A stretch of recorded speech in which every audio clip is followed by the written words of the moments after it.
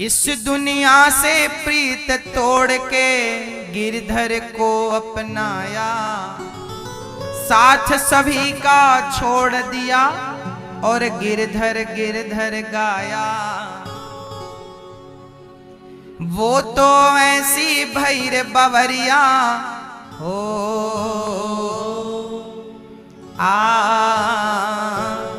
हो मीरा दीवाने हो गए रे, मेरा मस्ताने हो गई।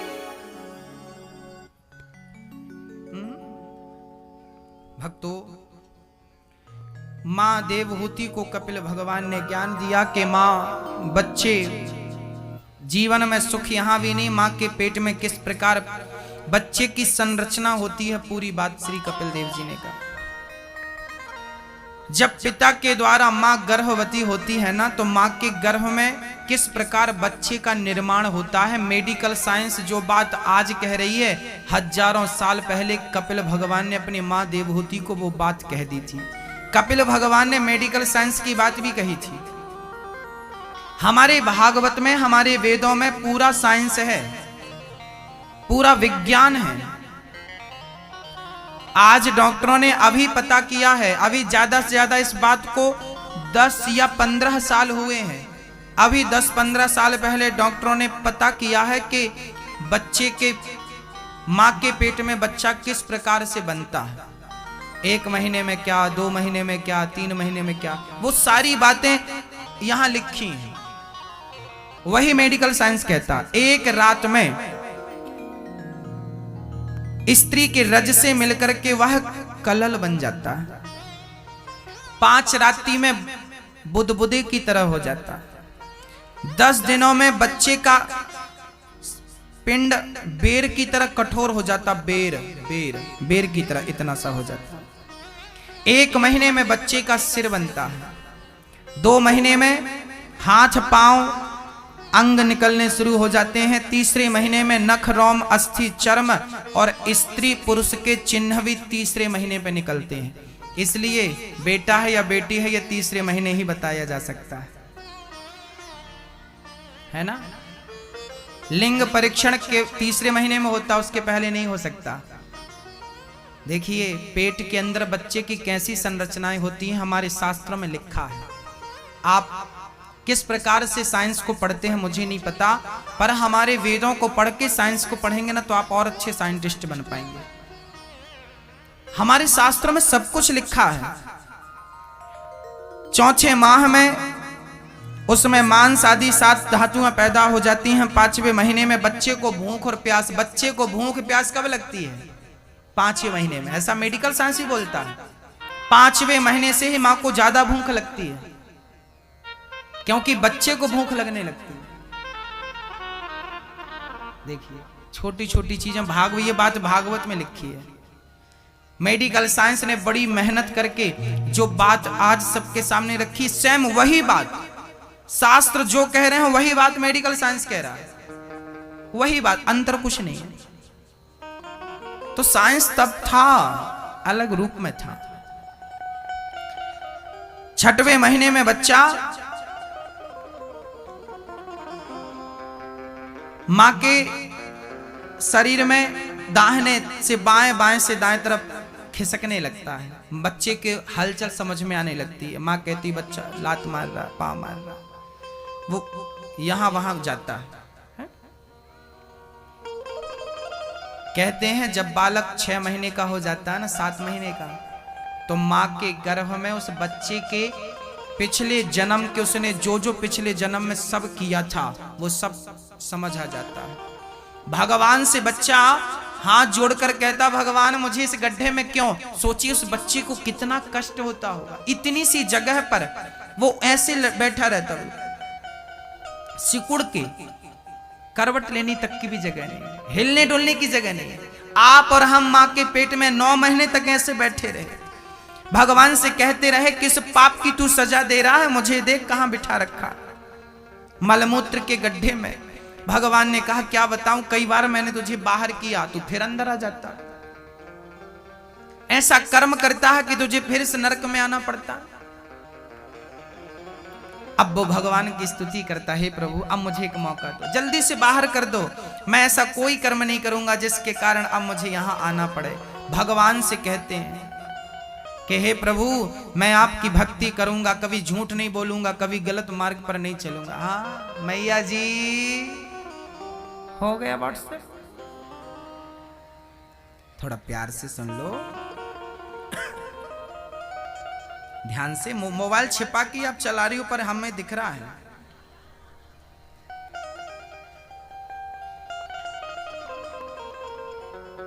बच्चा बहुत प्रार्थना करता, विधाता मुझे बाहर करो बाहर करो। क्या बताएं, भगवान कहते ठीक है, अब बाहर किया। जैसे बाहर आया, पहले तो ठीक था, उम्र बड़ी होती गई, सब भूलता गया, फिर वही घटिया कर्म करने लगा जिसके कारण फिर गर्भ में जाना पड़ेगा।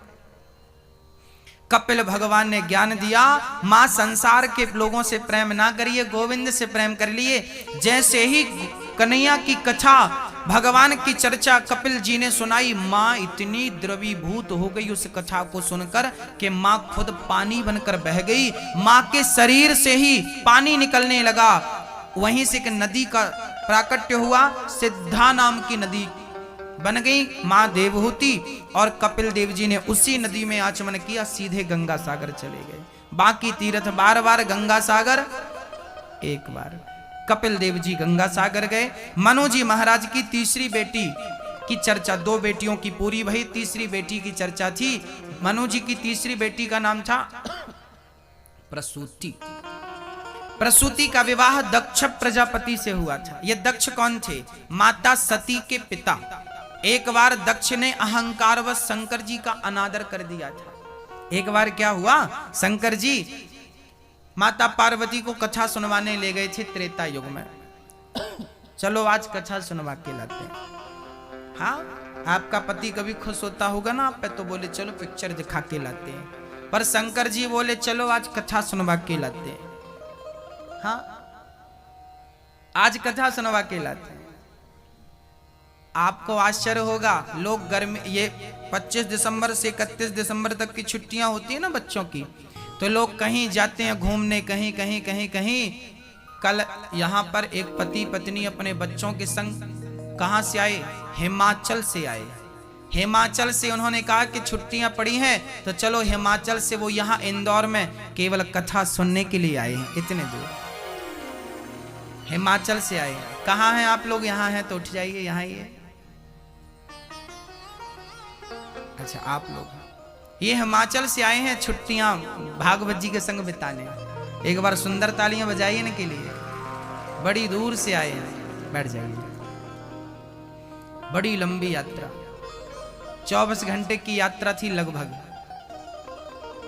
इतना प्रेम इस कलयुग में भगवान के प्रति हो सकता है, जब सुनता हूं बड़ा आश्चर्य लगता है कि ऐसे प्रेमियों के बल पर ही धर्म कर्म टिका हुआ है, नहीं तो पृथ्वी कब की रसातल में चली गई होती। ऐसे अच्छे लोगों के कारण बताइए, लोग 24 घंटे की यात्रा करके कथा पे आ रहे हैं, और आप लोगों को सहज में मिली है तो आप लोग बातें कर रहे हैं। सुन लीजिए, प्यार से सुन लीजिए। जिनको कथा टीवी पे तो सुनने को मिल रही है, पर टीवी पे सुनने वाले भी बेचारे मन में भाव रखते हैं कि कभी कभी प्रत्यक्ष भी सुनने को मिले। आप तो सौभाग्य वाले हैं, सौभाग्यशाली हैं कि आपको प्रत्यक्ष कथा का रसपान करने का अवसर मिल रहा है। प्रिय भक्तों, एक बार शंकर जी माता सती को लेके कथा सुनवाने गए। अगस्त जी ने पूरी कथा सुनाई। माता सती को कथा बिल्कुल समझ में नहीं आई। राम जी को प्रणाम किया शंकर जी ने, जय हो, जय जय जय सच्चिदानंद जगदीशा। उस समय राम जी सीता को खोज रहे थे। कैसे खोज रहे थे? राम जी भी ना बहुत बढ़िया अभिनेता है, एक नंबर के अभिनय करने वाले। राम जी ने भी ऐसा अभिनय किया कि सबको सही लगने लगा।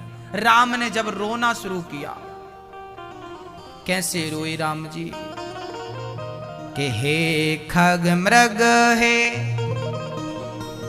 मधुकर श्रेणी, तुम देखी सीता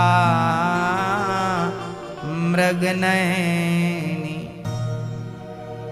हे खग हे मृग हे, क्या तुमने मेरी सीता देखी? राम जी सबसे पूछ रहे हैं क्या सीता देखी भैया पशु पक्षियों से? शंकर जी ने प्रणाम किया, जय हो राम जी की जय हो। सती बोली किसे प्रणाम कर रहे हो? शंकर जी बोली ये वही राम है जिनकी अभी अभी आपने कथा सुनी। सती बोली यदि ये भगवान हैं तो इन्हें अपनी पत्नी का पता क्यों नहीं है? क्योंकि भगवान तो सब जानता। यदि ये भगवान होता तो इन्हें अपने पत्नी का पता होता कि रावण चुरा के ले गए, रोता क्यों है? सती को संदेह हो गया कि ये भगवान नहीं है, शंकर जी को गलतफहमी हो रही है। शंकर जी ने कहा देवी उन्हें सब पता है पर वो अभिनय कर रहे हैं, लीला करनी है ना। अभी जाके रावण को मार दें तो क्या मर्यादाएं रह जाएंगी? मर्यादा पुरुषोत्तम बनना है ना उन्हें, तो हर चीज मर्यादित करनी है, सामान्य जिंदगी जीनी है। माता सती नहीं मानी। शंकर जी के लाख समझाने पर सती जी गई परीक्षा लेने। मैं परीक्षा लेकर देखती हूँ ये भगवान है कि नहीं। और सती जी परीक्षा लेने। कभी कभी ना आपको भी भगवान पर संदेह होता है, ये कैसा भगवान, ये कैसा भगवान? अरे भाई वो भगवान है, अणुर अणियान महतो महीयान। वो छोटे से छोटा अणु से भी अणु परमाणु है और बड़े से भी बड़ा विशाल काय। आज सती सीता बनकर गई, राम जी के सामने खड़ी हो गई, लो प्रभु में आ गई। राम जी ने कहा माता जी जंगल में अकेली घूम रही हो, शंकर जी कहाँ है? अब सती समझ गई राम राम इन्होंने तो पहचान लिया। प्रभु आपने कैसे पहचाना? राम जी ने कहा कि प्लास्टिक सर्जरी करा के अपना स्वरूप बदला जा सकता है पर स्वभाव नहीं बदला जा सकता। मेरी सीता का स्वभाव ऐसा है जो सदा राम के पीछे खड़ी होती है। आप आगे खड़ी हैं, आगे तो मेरी माँ ही खड़ी हो सकती है, आप मेरी माँ हैं। शंकर जी कहाँ हैं बस ये बताओ। अब सती समझ गई कि जिन्हें हम साधारण समझ रहे थे वो तो असाधारण है, वो तो भगवान।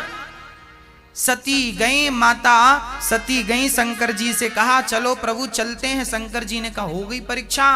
सती ने असत्य कह दिया, कछु ना परीक्षा लीन है गुसाई। हे प्रभु हमने कोई परीक्षा नहीं ली। सती ने असत्य कह दिया। मैया जी कई बार ना एक झूठ को छिपाने के लिए दो और बोलने पड़ते हैं, हाँ या ना?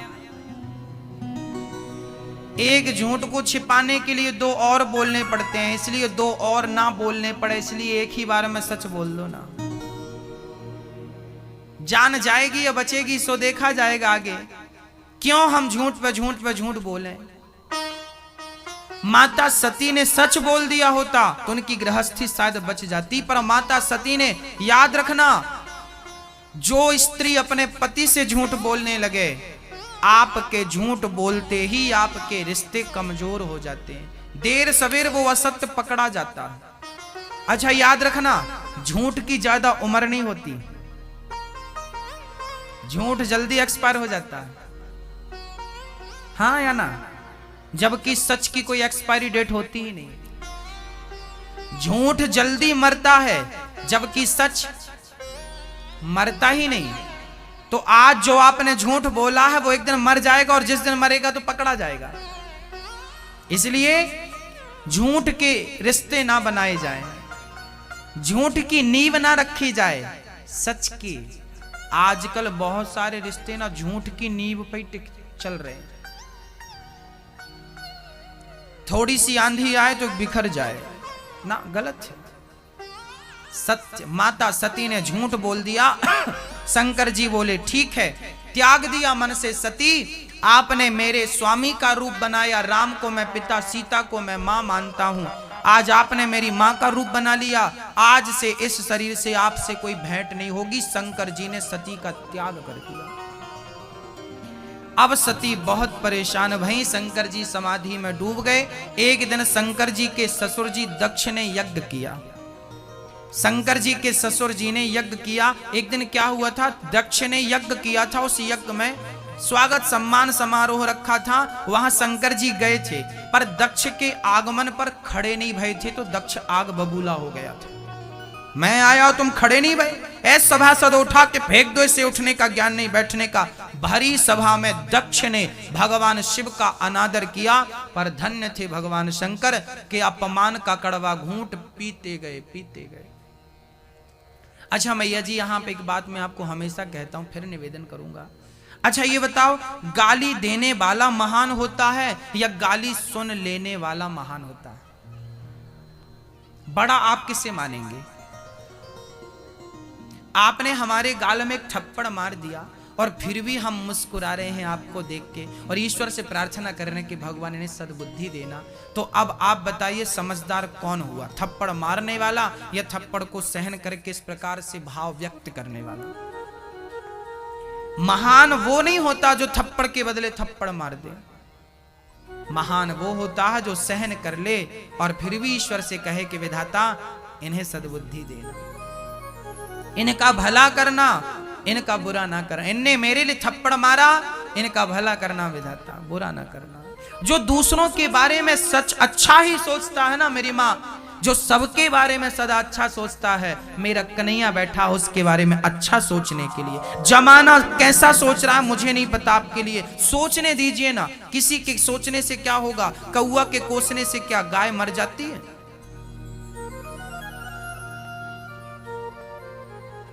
कोई आपको दिन रात गाली दे रहा हो तो देने दीजिए ना। सुबह शाम आपके लिए गलत सोच रहा हो, आपके परिवार के लिए गलत सोच रहा हो, सोचने दीजिए। जमाना क्या सोच रहा है सोचने दीजिए। आप गलत मत करिए। यदि आपने गलत नहीं किया किसी के संग तो विधाता साक्षी है, कभी किसी के साथ गलत नहीं होने देगा। हाँ भक्तों, आज यही हुआ। भरी सभा में शंकर जी को गालियां मिली, चुपचाप सहन करते गए। आप भी थोड़ा अपनी क्षमता बढ़ाइए मेरी माँ। हमने अभी अभी बताया कि पत्थर सहन करता है, आप भी थोड़ा सा सहन कीजिए। आज लोगों के अंदर सहन शक्ति नहीं है। आज हमारे भारत में ना शिष्टाचार बिल्कुल नहीं है। क्या नहीं है मेरी माँ? शिष्टाचार। पहले हमारे भारत में शिष्टाचार था। पहले शिष्टाचार ये था कि पिता यदि आ जाए तो बेटा बैठा रहता था, तो पिता आए तो खड़ा हो जाता था। बेटे के बराबरी, मतलब पिता के बराबर से कभी बेटा नहीं बैठता था पहले के जमाने में। अब तो खोपड़ी में बैठ जाए तो आश्चर्य मत करना। पहले बाप ऊपर बैठता था तो बेटा चरणों में बैठ जाता था, नीचे बैठ जाता। कितना आदर था हमारे यहां, शिष्टाचार था, बड़ों के प्रति आदर था, सम्मान था। आज वो सारा आदर सम्मान खत्म हो गया। पहले हम लोगों के अंदर सहनशीलता ज्यादा थी। पहले ना जब बच्चे गलती करते थे तो पिता मारता था उन्हें। समझ रहे हैं आप लोग? पहले बेटा गलती करता था तो पिता मारता था। कैसे मारता था? कैसे मारता था? जूता निकालता था और जूते पे जूता खोपड़ी में जमा रहा। मजा आ जाता था देखने वालों को भी, खाने वालों को भी और खिलाने वालों को भी। ये दृश्य आज भी गांव में देखने को मिलते हैं, जब बाप ने बेटे को पकड़ के जूते पे जूते जमाए।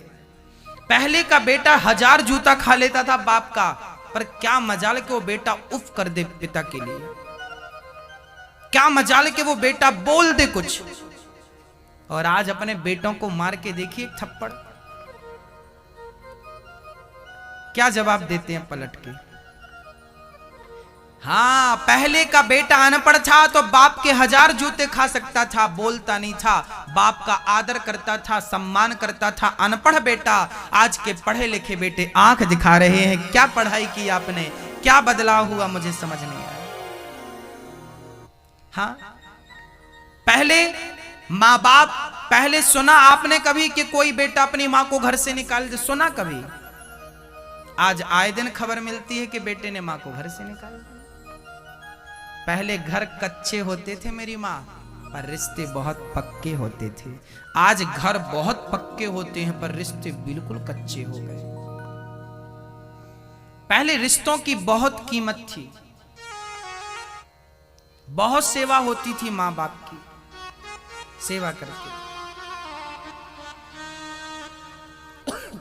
आदर था। पढ़े लिखे बच्चे आजकल माँ बाप की सेवा। एक बार 4 बहनें मैं थोड़ा पढ़े लिखे लोगों को अनपढ़ लोगों से कंपेयर कर रहा हूं, तौल रहा हूं जरा। निर्णय आप जज आप हैं, हम तो दलील पेश कर रहे हैं। दलील हमारी, जजमेंट आपका। एक कुएं में 4 माताएं पानी भर रही थी। पानी भर लिया, घड़ा को सिर पे रखा, चारों बहन चल पड़ी। एक बहन बोली, देखो तो मेरा बेटा बहुत बड़ा डॉक्टर बन गया है। अच्छा, कहां तेरा बेटा? उस दिन ना वो दीपावली का त्योहार आने वाला था, तो सब छुट्टियों पे घर आए थे, तो उसका बेटा आ रहा था। देखो देखो देखो बहन, वो बेटा मेरा, वो देखो सफेद कोट पहन रखा, डॉक्टर है, वो बेटा रहा। बेटा बाजू से निकल गया, मां को देखा भी नहीं। एटीट्यूड भी तो कोई चीज होती है ना, डॉक्टर हूं भाई।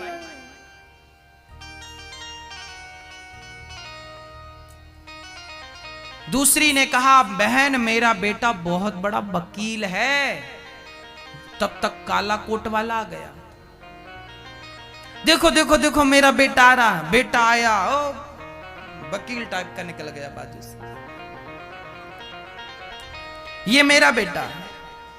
तीसरी ने कहा, मेरा बेटा बहुत बड़ा पायलट है, प्लेन उड़ाता है। अच्छा, तब तक पायलट